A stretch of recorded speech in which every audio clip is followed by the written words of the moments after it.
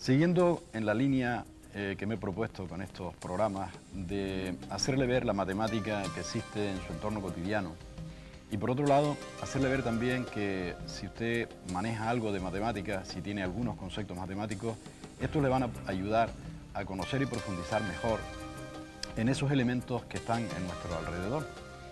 Hoy voy a dedicar este programa a un elemento bastante cotidiano entre nosotros, muy querido, puesto que es uno de los elementos más representativos de nuestra artesanía, de la artesanía de nuestras islas. Me refiero en concreto a los calados canarios. Aquí tiene usted un conjunto de calados de distintas formas, de distintos modelos, y yo me propongo, a través de este programa, tratar de explicarle, de hacerle penetrar las claves matemáticas que están detrás de ese material. Como ves, es un material muy bello, un material que apreciamos no solamente por lo que tiene en sí de artesanía, de trabajo de nuestras caladoras, sino porque nos ofrecen elementos de belleza y son utilizados pues, para regalos, para nuestro jugar particular, etc. Muy bien.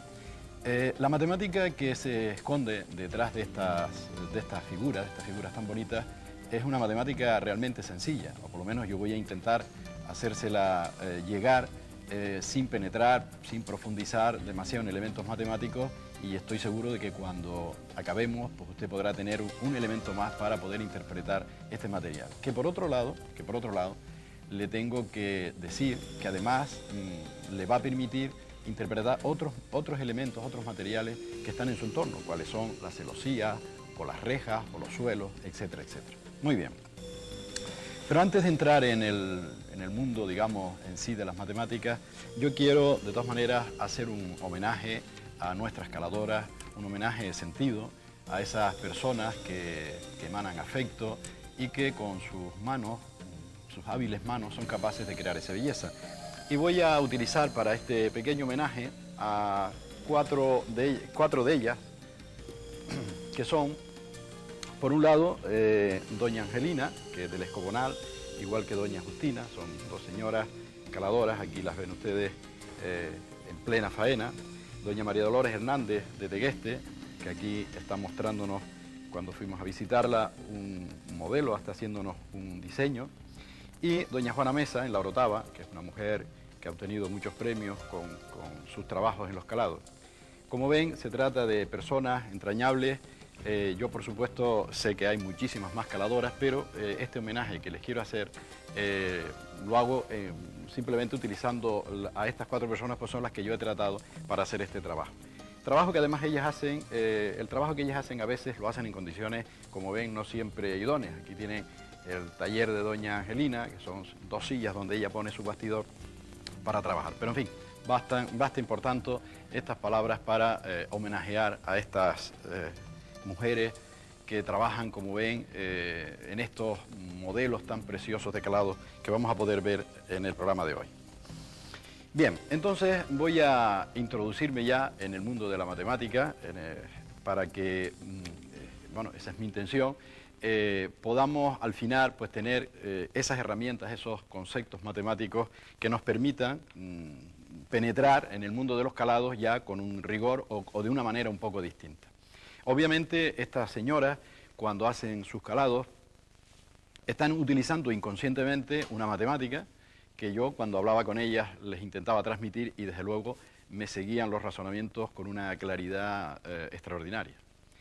Bien, para penetrar en ese mundo vamos a necesitar algunos conceptos que espero no le causen de entrada al menos demasiada impresión. Yo te voy a intentar explicárselos de la manera más elemental posible, sin penetrar, digamos, en conceptos o en formalismos demasiado matemáticos. Lo primero que le voy a explicar son las isometrías. Usted podrá decir, bueno, eso de las isometrías, ¿qué son? Y es probable que la palabra pues le suene un poco rara, pero usted ha oído hablar de los los camiones isotermos. Y sabe que los camiones isotermos son aquellos que mantienen las temperaturas o sea, mantienen la temperatura constante, isotermo. Porque efectivamente la palabra iso se interpreta como igual y la palabra metría en matemáticas significa medida. Con lo cual, las isometrías son ni más ni menos que aquellos movimientos que yo puedo hacer en un plano de tal manera que el objeto que yo someto al movimiento mantiene las distancias, mantiene las medidas. ¿Y cuáles son esas isometrías? ¿Son muchas las isometrías que hay? Pues no, pues no. Isometrías solamente hay 4, así que hay solamente 4 isometrías. ¿Y cuáles son esas 4 isometrías? Hombre, si dispusiéramos de tiempo, estoy seguro de que usted llegaría a deducirlas, porque no tienen ninguna complicación. Porque si usted tiene un objeto, como por ejemplo puede ser un triángulo, ¿qué puede hacer usted con este triángulo? Pues un primer movimiento que puede hacer es trasladarlo, es decir, llevarlo de este lugar a este otro, para lo cual pues solamente necesita empujarlo, trasladarlo un determinado segmento, vamos a llamarlo, digamos, vector, en fin, este es un término matemático, el vector de traslación, usted coge este triángulo y lo lleva hasta allí, lo ha trasladado. Ese es un movimiento, es una isometría, porque efectivamente esta figura es exactamente igual que esta, mantiene las medidas, no se ha estirado ni se ha desgarrado. También podría ser lo siguiente, usted tiene su triángulo aquí, y ahora puede hacer esto, puede girarlo y llevarlo, por ejemplo, a esta posición. ¿Qué es lo que ha hecho para girarlo? Simplemente ha utilizado un centro de giro y lo ha trasladado, lo ha llevado desde aquí hasta aquí mediante este giro que está hecho utilizando o mediante un giro de esta amplitud alta, ¿verdad? Otro movimiento que podemos hacer con este triángulo podría ser el siguiente, o es el siguiente. Tenemos el triángulo, yo cojo ahora una línea por aquí y pinto debajo la figura simétrica de esta. ¿Ves? He cogido la figura y la traslado hacia abajo. He hecho una simetría. Efectivamente, esta es la simetría, para lo cual solo necesito el eje de simetría, solo necesito esta línea para que la simetría quede perfectamente definida.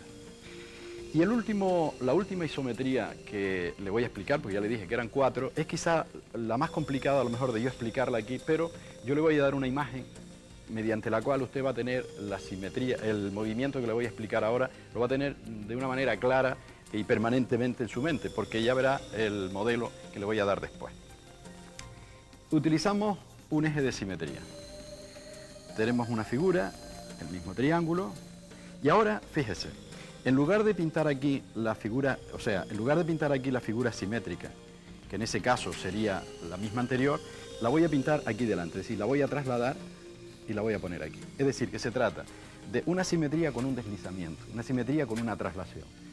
A continuación, obviamente, la figura en vez de ponerla aquí, aparece aquí delante, y así sucesivamente, ¿verdad? Bueno, pues este último movimiento, esta última simetría, que se llama simetría con deslizamiento, tiene una imagen muy sencilla de retener, porque es decir, una simetría con deslizamiento es la que hace usted cuando va por una playa descalzo y sus pies se van impregnando, se van marcando en la arena. Ese movimiento es precisamente una simetría con traslación, es decir, su pie, usted si se para tendría su pie simétrico al lado, pero si lo pone aquí delante cuando va caminando, lo que va teniendo es efectivamente una simetría con deslizamiento. Bueno, pues estas son las 4 isometrías que existen, y no hay más, y no hay más. Yo las tengo aquí en este cartel, las tengo sintetizadas para que usted las vea ahora y les sirva un poco de síntesis. Así que entonces estamos hablando de isometrías, por supuesto en el plano, es decir, no estamos hablando de figuras que se mueven en el espacio, sino solamente en el plano. Y tenemos por un lado la traslación, ¿verdad? La que habíamos hablado de que es la figura moviéndose simplemente a lo largo de una línea. Luego tenemos el giro, para el cual necesita usted un centro de giro y un ángulo, y la figura aparece aquí arriba, exactamente con las mismas medidas. Luego tenemos la simetría de eje vertical, y por último, la simetría con deslizamiento, que aquí está perfectamente dibujada, donde ve cómo efectivamente tenemos esta figura, en lugar de ponerla simétrica aquí, la pongo trasladada, la pongo desplazada y así sucesivamente. Y aquí tiene las huellas de un pie en la arena, que representan, o es un modelo, digamos, este es el modelo matemático de esto que usted hace habitualmente cuando va a la playa. Bien, pues estas son las isometrías. Usted podrá decir, ¿y esto tiene algo que ver con los calados? Bueno, espero que poco a poco vayamos penetrando, porque fíjese en este calado que le muestro. Este es un calado donde aparece una figura trasladada. Si se fija en este otro calado, verá que tenemos una figura en la que hay un eje de simetría, por lo tanto, algo que ver tiene. Y ya veremos que hay mucho más. Pero antes de entrar, digamos, en el elemento clave de este tema que estamos tratando que estoy tratando de transmitirles, tengo que explicarle otro conjunto de movimientos que le voy a explicar aquí en la mesa, porque me es un poco más fácil que allí. Esta figura que tengo en mis manos es un rectángulo. Entonces, lo que yo le voy a explicar ahora es qué podría yo hacer con este rectángulo de tal manera que, moviéndolo, la figura final mantenga exactamente la misma forma. Si ha entendido lo que dije antes de las isometrías, donde decíamos que eran isometrías igual medida, yo ahora, cuando digo que voy a transformar este rectángulo en otro de tal manera que mantenga la forma, de lo que le estoy hablando, obviamente, es de lo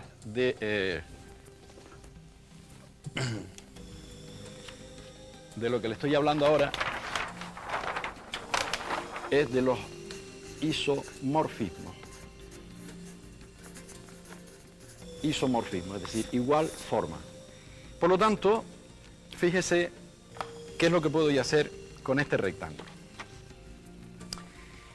Se trata, por tanto, de yo someter este rectángulo a un movimiento y al final el rectángulo me tiene que quedar exactamente igual que como está. Obviamente, esto excluye las traslaciones, porque si yo tengo el rectángulo y lo traslado, ya no está en el mismo sitio y no tiene la misma forma, se ha desplazado, no me valen las traslaciones. Pero yo sí lo puedo, por ejemplo, girar 180 grados. Si lo giro 180 grados, el rectángulo se me ha quedado exactamente igual y, por tanto, ese giro de 180 grados sería un isomorfismo de esta figura.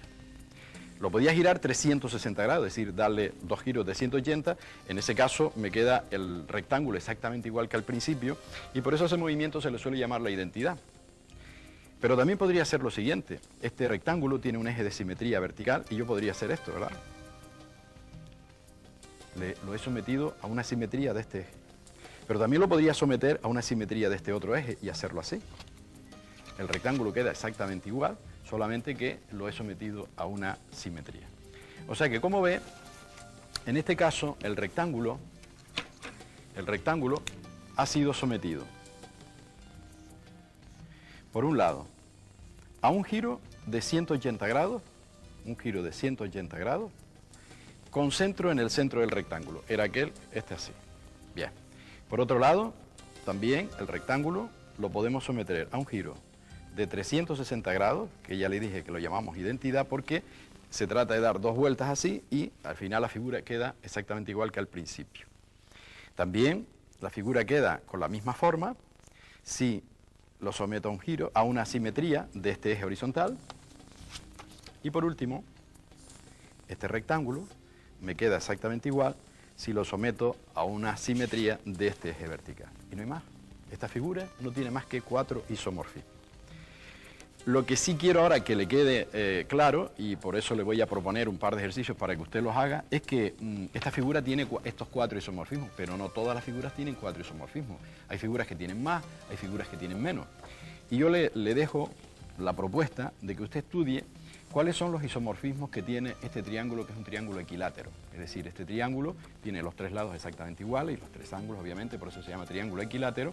Y usted tiene que ver cuáles son los isomorfismos, es decir, qué movimientos puedo yo hacer con esta figura para que una vez que haga el movimiento la figura me quede exactamente igual. Y cuando termine con el triángulo equilátero, hágalo también con el cuadrado. Estos dos elementos que les he explicado, las isometrías y los isomorfismos, van a ser la base para explicar a continuación el elemento o el modelo matemático bajo el cual se esconden todos esos modelos de calados que nosotros hemos visto.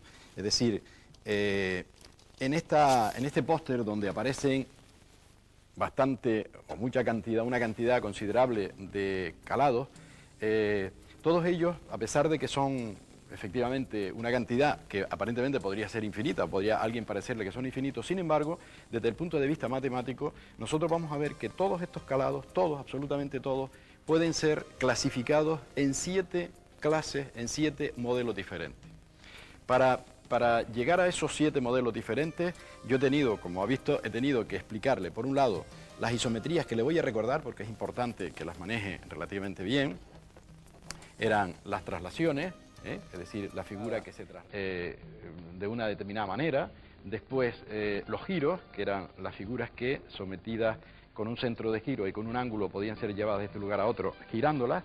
La simetría vertical y aquella simetría con deslizamiento, que es la que se produce con nuestras huellas de los pies cuando caminamos a lo largo de una playa.